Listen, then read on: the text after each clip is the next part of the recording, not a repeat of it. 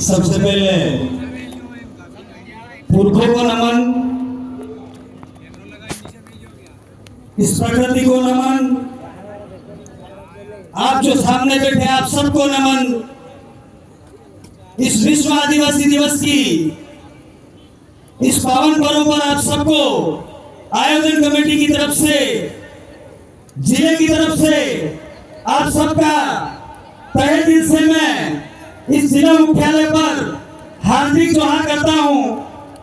कार्यक्रम के इस पड़ाव में थोड़ी देर बाद सामाजिक कार्यकर्ता दादा भंवर जी आपके बीच में पहुंचने वाले हैं। सामाजिक कार्यकर्ता राजकुमार भाई आपके बीच में पहुंचने वाले हैं।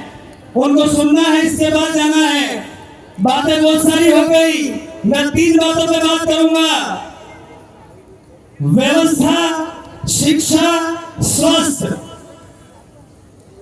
व्यवस्था के बारे में मैं बता दूं, ये जो पुरखाई व्यवस्था है ये हमारे बाप दादाओं की बनी हुई व्यवस्था है। इसी को देख करके, इसी को मान करके यूएनओ ने विश्व आदिवासी दिवस घोषित किया है। सबसे पहले मैं उन घोषित करने वालों को धन्यवाद आपकी ओर से देना चाहता हूं। हमारे पहनावे, हमारी संस्कृति की वजह से ये दिन मनाने को हमको मिला।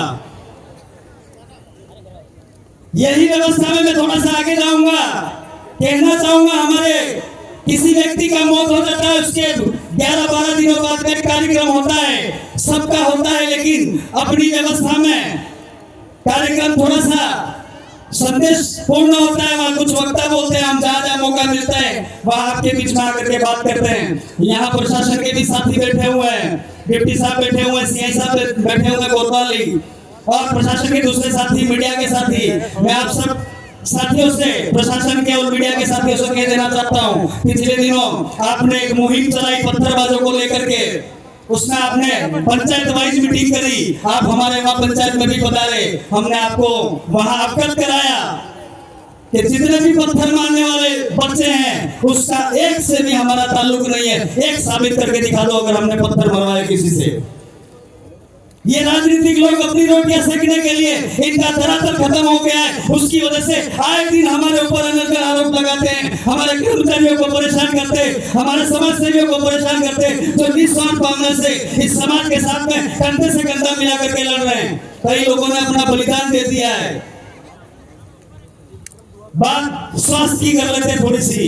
यहाँ जितनी मेरी बेटियां, जितने मेरे बेटे बैठे हैं, इनका वजन करवाओगे तो 35-40 किलो वजन है। ये बात कहना इसलिए जरूरी है क्योंकि हम हर जगह जाते हैं, यही बात करते हैं। दिन का एक टेलीफोन हमारे पे आता है कि हमारी बच्ची को ब्लड देना है। इस हॉस्पिटल से पास में ही हॉस्पिटल है, और ये विडंबना है कि उसका पति है, उसको खून नहीं दे पाता है। सोच रही है बिंदु, जरा सोचिएगा कि उसका पति है, उसका जीवन संगिनी तो खून नहीं दे पा रहा है, वो उसको बचाने के लिए अपना ब्लड नहीं दे पा रहा है क्योंकि उसका वजन 50 किलो नहीं है। मेडिकल डिपार्टमेंट का तय है कि 50 किलो वजन वाला व्यक्ति खून दे सकता है। ये कहने का मतलब ये है कि हमारे बेटियां जितनी स्कूल जाती है, बेटे जितने स्कूल जाते हैं, ये वक्त ऐसा है खुद को मजबूत करने का, लड़ाई लड़ने का। आप सवेरे उठ करके भूखे स्कूल चले जाते हो। इस मंच के माध्यम से मैं आप सबसे निवेदन करना चाहता हूँ, मेरी बेटियों से निवेदन करना चाहता हूँ, कल से आप भूखी नहीं जाएंगे, दबा करके खाना खाएंगी। कम से कम दिन में 3 टाइम खाना करके मजबूत रहोगे तो सिस्टम से लड़ पाओगे। सिस्टम मारने पे उतारू हो गया है, चाहे वो केंद्र का हो, चाहे वो राज्य का हो। मैं किसी पार्टी को इस मंच के माध्यम से गाली नहीं देना चाहता हूँ। अगर ये जितनी सरकारी योजना देनी है आप वन विभाग के अंदर दीजिए। क्या कारण है कि आदिवासी निवास देता है वहीं आप इन योजनाओं को देते हैं? ये कहने का मतलब इसलिए, मेरी पंचायत का मसला था, वन विभाग की जमीन को लेकर के वहाँ पंचायत भवन बनवा रहे हैं हम लोग। तो ये जितने पावर प्लांट आते हैं, जितनी भी स्कीम आती है सरकार की, ये इस वन विभाग के क्षेत्र के अंदर सरकार को नहीं लगा सकती है, अडानी अंबानी को दे सकती है। तो यहाँ देने में क्या मौका दिए इनको? अरे कुछ पूंजीपतियों के लिए आप लोग काम करने में उतारू हो गए, कुछ लोगों के लिए उतारू हो गए। इस देश से आदिवासियों को खत्म करने की मुहिम चालू कर दी लोगों ने। ये विश्व आदिवासी दिवस के लिए इसलिए कह रहा हूँ, पूरा विश्व इस व्यवस्था के अनुसार चलता है। एक बहुत बड़ा गंभीर मसला है हमारे समाज में, वो फिर कह देना चाहता हूँ, जहां जहां मौका मिलता है हम लोग कहते हैं पोक्सो। ये बहुत बड़ी दुखद बात है प्रशासन के भी साथियों को अवगत करा देना चाहता हूँ। राजी खुशी साथ में जाते हैं, 5 लाख की लालच में वकील, 5 लाख की लालच में प्रशासन के अधिकारी उस बेटी के और उस बेटी के द्वारा बेटे के खिलाफ मुकदमा दर्ज करा देते हैं। वो जाता तो 17 साल का है, जब वो बाहर आता है तब उसकी उम्र 36 से 40 साल के आसपास हो जाती है। वो मेरी उम्र का होकर के बाहर आएगा। साथियों, सोचने का वक्त आ गया है। ये जितने भी मसले हैं वहाँ उस पांडाल के अंदर कमेटी व्यवस्था के कमेटी बैठे हुए हैं, उनसे जाकर के संपर्क करके गांव के वडीलों से, गांव के रिटायरमेंट कर्मचारियों से आप मिलकर के काम करें। एक लाश पत्थरबाजी का जो मामला है, यहाँ जितने बैठे हो, यहाँ जितने कर्मचारी आए हो, जितने कमेटी आए हो, जितने नेता आए हो, उन सब की जिम्मेदारी बनती है अपनी अपनी पंचायत में 10 लोगों की ऐसी टीम बनाए जो रात के अंदर गश्त लगाए। और ये पत्थर मारने वाले किसी के सगे नहीं है। वो देख के नहीं मारते कि ये आदिवासी, ये ब्राह्मण, ये राजपूत, ये बढ़िया है। वो लूट मार करने के लिए, उसकी आकांक्षाओं को पूरा करने के लिए, उसी बात को जोड़ते हुए मैं मेरी लास्ट बात कहना चाहूंगा। सरकार बहुत सारी स्कीमें देती है, पंचायत के माध्यम से, प्रधान कोटे से, एमएलए कोटे से, सांसद कोटे से बहुत सारी स्कीम्स देती है। फ्री की रेवड़ी बढ़ती है, सब पिछले चुनाव में चला। अगर देना ही चाहती है सरकार, अनाज तो हम पकाने वाले लोग हैं, खाने वाले लोग हैं। अगर देना ही है, हर घर में एक बेटा पड़ा हुआ है, हर घर में एक बेटी पड़ी हुई है, उसको नौकरी दे दीजिए बिना कंपटीशन के। अगर आपको देने का ही शौक है और देना ही चाहते हैं, आदिवासियों को भलाई करना चाहते हो, हर बेटा बेटी ट्रेनिंग करके बैठा हुआ है, उसको नौकरी दे दीजिए, यहाँ की समस्या खत्म हो जाएगी। बहुत सारी बातें दोस्तों करने को मन करता है। आज जो कार्यक्रम में हमने आयोजन कमेटी और हमने तय किया था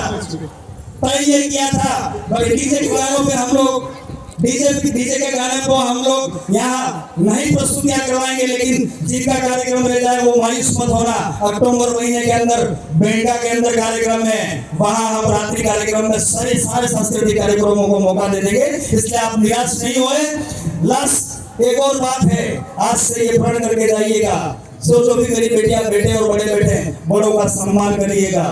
ये आपका अंकल है, ये आपका बड़ा भाई है, इस व्यवस्था पे चलोगे, सम्मान करोगे, सामूहिक परिवार में रहना है, दादा दादी के साथ रहना है, काका काकी के साथ रहना है, बाबा बाबी के साथ रहना है, उनकी बात को मानना है। और सरकारों को ये अवगत करा देना चाहता हूँ, कारोबार धीरे धीरे बढ़ रहा है, दे दीजिए जो देना चाहते हो।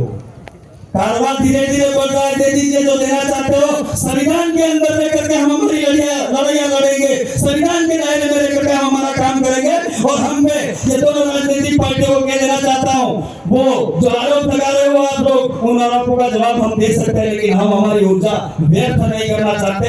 हम हमारे समाज को इकट्ठा करने की बात कर रहे हैं, मुस्लिम कम्युनिटी को साथ देने की बात कर रहे हैं, एससी कम्युनिटी को साथ देने की बात कर रहे हैं, दलित पिछड़ों को साथ देने की बात कर रहे हैं। पूरे भारत के अंदर आज एक आवाज गई है, संसद भवन के अंदर आदमी बोलता है, लोक विधानसभा के अंदर एक आदमी बोलता है, वो आपकी आवाज वहां बुलंद हो गई है। अभी तो कुछ लोगों के होर्डिंग पे फोटो लगे, आज देखता आया।